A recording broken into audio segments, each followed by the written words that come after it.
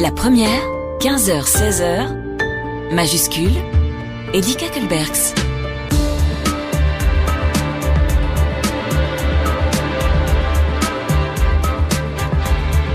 Bonjour, bienvenue dans nos rendez-vous dominicaux et majuscules que nous allons ouvrir avec une figure gigantesque de la bande dessinée Franquin, Les secrets d'une œuvre aux éditions du Rocher, c'est signé bien sûr par le spécialiste Bob Garcia. Nous resterons dans le domaine de la bande dessinée avec Fabien Wellman qui nous propose chez Rue de Sèvres un opus très particulier intitulé Seul. Et puis Joséphine Cardona chez Finitude nous propose Stella et l'Amérique, une plongée au cœur de cette Amérique qui fait beaucoup parler d'elle pour l'instant. Françoise Barré, quant à elle, va nous amener à Beaux-Arts pour les 100 ans du surréalisme avec une très belle expo consacrée au célèbre mouvement d'avant-garde belge sur une période de pas moins de 60 ans. Majuscule. Le dimanche de 15h à 16h. Sur la première. Le monde de Franquin, les secrets de son œuvre pour le centenaire de sa naissance, c'était le 3 janvier dernier. C'est évidemment un monde qui nous a fait rêver, de Gaston au Marsupilami, en passant par Spirou et tant d'autres. Mais Franquin, c'est l'époux éternel de Demoiselle Jeanne et un passionné, évidemment passionné de BD, mais aussi de Franquin va nous en parler. C'est Bob Garcia qui vient de sortir Franquin, les secrets d'une œuvre aux éditions du Rocher. Bonjour Bob. Bonjour Eddy. Franquin, c'est le monstre sacré. Ouais, c'est génial. C'est un dessinateur absolument fabuleux. Hergé disait de lui que lui, c'était un vrai dessinateur, en parlant de Franquin, alors qu'Hergé était à côté de Franquin un mauvais dessinateur. C'est vraiment très subjectif, hein. Les deux sont excellents dans leur domaine. C'est un fabuleux dessinateur qui a su rendre le mouvement du dessin animé, puisqu'il a commencé par le dessin animé, c'est ce qu'il voulait faire d'ailleurs avant de faire de la bande dessinée, et il a réussi à rendre des mouvements de dessin animé à plat, quoi, sur une feuille, en dessinant des personnages. C'est absolument extraordinaire. Il sort d'où notre ami Franquin ? Il essaye de faire un petit début de carrière à la CBA, la compagnie belge d'actualité, qui se lance dans le dessin animé pendant la guerre. Drôle d'idée, vous allez me dire, mais non, en fait, parce que les Américains ne pouvaient plus diffuser leurs dessins animés, alors qu'en réalité, il y avait eu Blanche-Neige et les Sept Nains en 1937, qui était vraiment le truc qui avait complètement subjugué le monde entier, et évidemment les dessinateurs. Donc cette fameuse CBA se lance dans le dessin animé, en voulant concurrencer carrément Walt Disney, et puis en prenant la place qui est laissée vacante du fait que Disney ne pouvait plus diffuser ses dessins animés en Belgique. Mais à la fin de la guerre, évidemment, Disney revient en force, les Américains sont là, les dessins animés de Disney sont diffusés partout, et la CBA met la clé sous la porte pour différentes raisons que j'explique d'ailleurs dans mon bouquin en préambule. Et puis Franquin, qui avait commencé à travailler dans cette CBA, il fait la connaissance de plusieurs personnes qui l'introduisent chez Spirou. Et puis en désespoir de cause, toute proportion gardée bien sûr, il se lance dans la bande dessinée à faute de pouvoir faire du dessin animé. Et il transcrit donc en bande dessinée ce qu'il n'a pas pu faire en dessin animé. Et voilà à quoi il est arrivé finalement, pour notre plus grand plaisir d'ailleurs, notre plus grand bonheur. Est-ce que Gaston Lagaffe, avec son bureau hyper encombré, ses archives dortoirs, ses instruments de musique pas possibles, et son amour aussi plus ou moins platonique pour Demoiselle Jeanne, et réciproquement, est-ce que c'est inspiré de Franquin lui-même ou pas du tout ? Il a dit, avec le recul, finalement, je me rends compte que Gaston a beaucoup de mes travers, de mes habitudes. Gaston est un fainéant, sauf quand il travaille sur ce qui l'amuse. C'est-à-dire qu'il fait des inventions complètement délirantes qui doivent lui demander un temps fou pour créer ces inventions-là. C'était un petit peu, d'une certaine manière, Franquin lui-même qui va passer un temps fou à refaire ses BD, etc. parce que ça va lui plaire. Il a jeté des planches entières pour un détail qui lui plaisait pas. C'était comme ça qu'il travaillait. Et donc, effectivement, il trouvait que Gaston avait quelques-uns de ses travers, mais c'était des fainéants extrêmement solides au travail quand ils faisaient ce qui leur plaisait. C'est ça peut-être qui les rapproche tous les deux. Ouais, vous venez déjà à 2 reprises de signaler l'amour du détail de Franquin. C'est vraiment une de ses grandes caractéristiques. Alors c'est un truc de fou. Ça, on sait bien. Il l'a dit lui-même qu'il faisait des gags dans les gags et plus il allait au fil de son œuvre. Au début, il n'y en a pas beaucoup de détails, bien sûr, mais plus il avance et plus il détaille les cases. Et il détaille les fonds de cases, il détaille des choses incroyables, vraiment qu'on voit pas à l'œil nu. On peut lire une bande dessinée de Spirou, ou alors on peut lire un gag de Gaston Lagaffe, ou de Modeste et Pompon, ou un autre, sans passer du temps avec une loupe à regarder ce qui se passe au fond. Mais alors, quand on commence à regarder ce qu'il y a au fond, alors là, les cases, elles racontent une toute autre histoire. Vous avez un personnage qui se balade, tranquillement, tout ça, ça se passe dans le journal de Spirou, hein, pour les enfants, très catho, très à droite, tout ce que vous voulez. Évidemment, avec une volonté de ne pas choquer les enfants et encore moins les parents. Et vous allez au fond d'une certaine case que j'ai citée dans mon bouquin, et vous voyez une prostituée qui est en train de tapiner, tout simplement. Et c'est pas une seule fois, ça se produit 4 fois.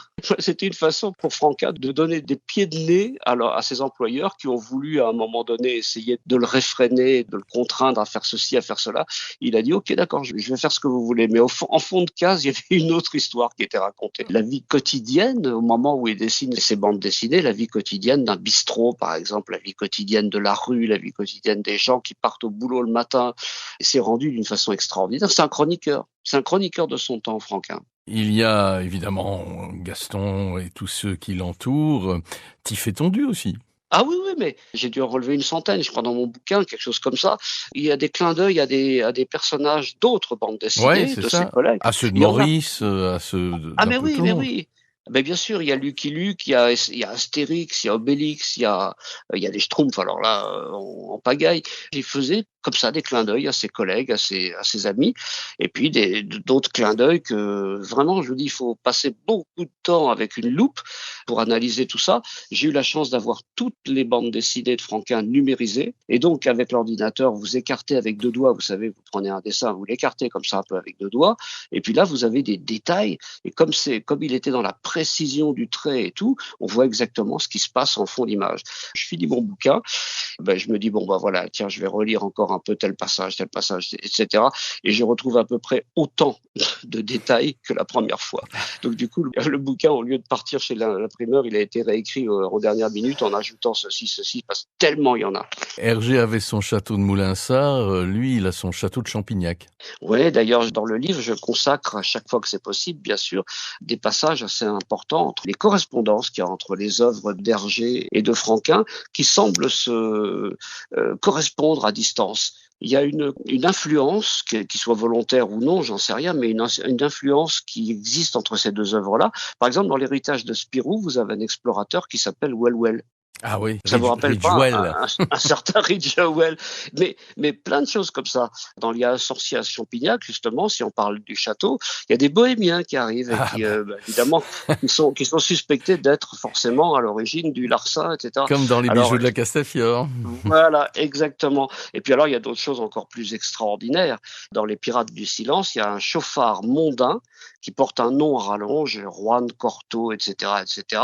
C'est paru dans le Spirou du 8 décembre 1955. J'ai regardé la date. Et dans le journal de Tintin du 6 octobre 1955, c'est pas loin, hein, il y a 2 mois d'écart, vous avez un certain chauffard mondain qui apparaît dans l'affaire Tournesol, qui s'appelle Arturo Benedetto, je sais pas quoi, et qui a aussi un nom à rallonge. Donc là, on peut dire que cette fois, peut-être que Franquin a été un petit peu influencé par Hergé. Donc vous voyez, les œuvres correspondaient entre elles. Et il y a encore des exemples comme ça, il y en a des tonnes, bien sûr. Il a son méchant, évidemment, un Zorglub.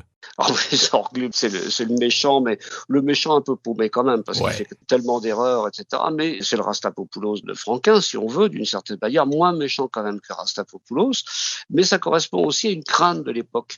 Le savant fou, le savant qui maîtrise pas ce qu'il fait. On est un peu après la bombe nucléaire, hein. Voilà, exactement. On est dans l'après-guerre, bien entendu, on est dans la guerre froide, et tout le monde craint justement une 3e guerre mondiale, à tel point qu'à un moment donné, Gigi et quelques collègues vont s'exiler aux États-Unis et au Mexique pour fuir, tellement ils ont peur de ça. Et Franquin représente ça d'une manière assez imagée. D'abord avec le robot, les plans du robot. Vous avez effectivement un personnage qui arrive dans Radar le robot, qui s'appelle Samovar. Donc le savant savant fou par excellence qui veut mettre le feu à l'atmosphère. Alors, on pense effectivement à la bombe atomique. Hein. Et puis dans l'épisode suivant, les plans du robot, il y a une course aux savants, on essaie d'enlever un savant et puis on essaie de récupérer des microfilms, etc. Donc on est vraiment là aussi dans l'opération Paperclip et puis l'après-guerre et la peur des savants qui maîtrisent pas forcément leur technologie, etc.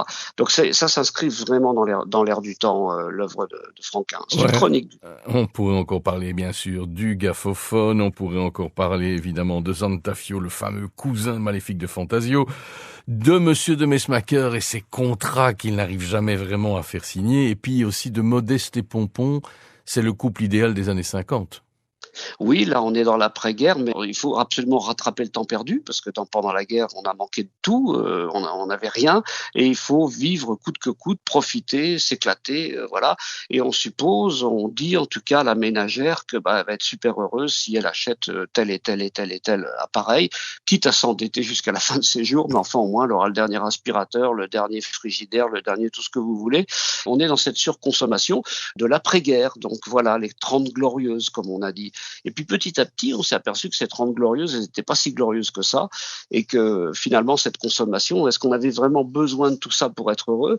Est-ce qu'il fallait pas plutôt être plutôt qu'avoir? Et là, c'est effectivement l'évolution de Gaston qu'on voit effectivement au début. Bon, c'est juste un plaisantin qui fait des gags ou des gaffes, tout ce que vous voulez, mais petit à petit, il devient un petit peu le contestataire. Hein. Il conteste les parcs-mètres, il conteste le fait que l'on fasse la chasse aux baleines, il conteste tout un tas de trucs qui sont tout à fait légitimes d'ailleurs, et ça s'inscrit aussi là clairement dans l'air du temps. Il représente d'une certaine manière la bof génération. On peut pas se quitter, Bob, sans parler des idées noires. Là, franchement, on est dans les années 70, on est dans le cas du trombone illustré, puis fluide glacial. C'est l'autre face de Franquin. Oui, c'est une face un petit peu noire, un petit peu défaitiste, mais non sans raison. Hein.